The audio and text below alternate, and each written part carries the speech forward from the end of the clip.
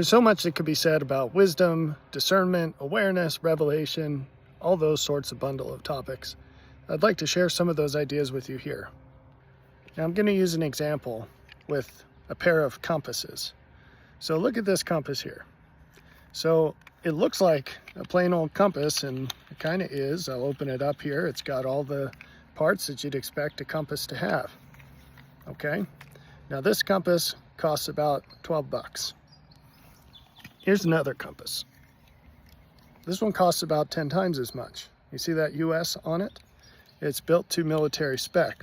In fact, any of you who, like me, were in the military will recognize how this looks, because it's almost exactly like the one that you used. So at first glance, it has the same kinds of components, but it turns out that it has a few things that are different. And I won't spend the time to go into the details, but this has tools along the side that you can use with military maps. They can be very handy. And furthermore, it works very differently. Now I've got these two laid on the ground, and I want to show you that sometimes their reading is the same.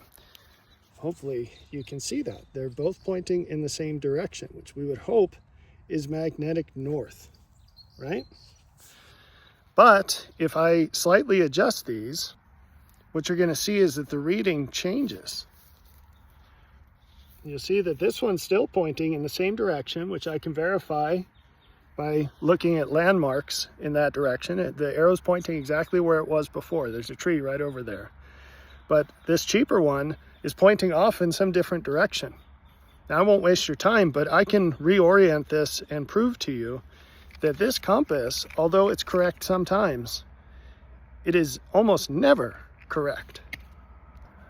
The expensive one, on the other hand, will always point to magnetic north. Now we're going to get into some applications of this, but before we do, so I don't forget, I want to point out just one other difference. Both of these have an arrow that glow in the dark, but this one glows because of cheap phosphorescent materials, and this one glows because it's radioactive. It even has the information about the isotope on the back. So I guess you know you have a real compass when you go sterile from having it in your pocket. But it turns out that that's one of the reasons that that military one costs so much. So let's get into the applications. Two things can seem very similar at a glance, and yet be extremely different up close. Two things can perform the same in a specific situation, and yet perform radically different in other situations, maybe even in most situations. With any two things, one will be better than the other, but in order to determine what better means, you have to specifically define what you care about the most. Like that cheap compass, there are many things in life that are easy to obtain, but actually not worth having. It's better to not have a compass than to have a compass that's almost always incorrect. Now, I want to get specific about wisdom and discernment using the example of these compasses. It's possible to believe that you have wisdom when you don't. It's possible to believe that you're good at discerning when you're not. How can you test this? Like that compass, wisdom is holistic. It's always on. It's always running. Your ability to point to true north, I should say magnetic north, in one situation is exactly the same as your ability to point to magnetic north in any other situation. Does this mean that to be wise is to know all things? Absolutely not. What it means is you can be placed in any situation and orient yourself to something better. Do not be confident that you're a wise person or a discerning person if there are pockets of your life that are an absolute dumpster fire.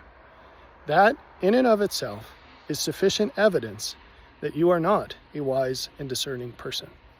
Now, it doesn't mean you can't become one, but it does mean you're the cheaper compass for right now.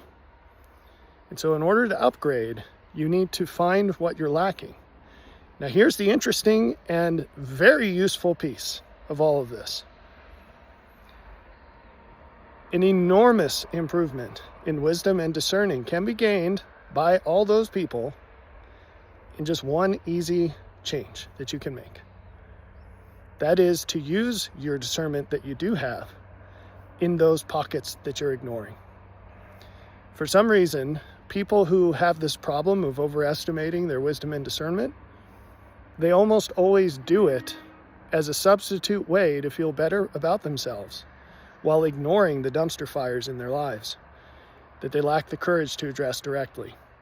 And so I'm inviting you right now to look at those dumpster fires, pay attention to those, and think and pray about what real actions, what real changes you can make to make those situations better.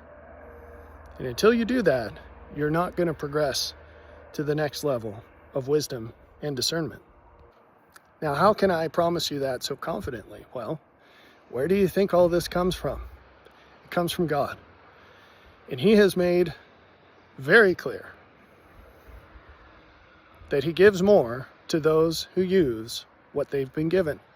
And as long as you're neglecting applying the gift of the understanding you do have to certain pockets of your life, as long as you're really overestimating how much you have in terms of applying it to things that maybe you shouldn't be worried about right now, including other people, while you have burning active dumpster fires in your own life, you won't get more from Him. In fact, He's made clear that He will continue to diminish what you do have. So it's time to break those chains and go in the other direction and start going towards magnetic north, which is up, in this case, towards God, by fixing the things in your life that you're currently ignoring.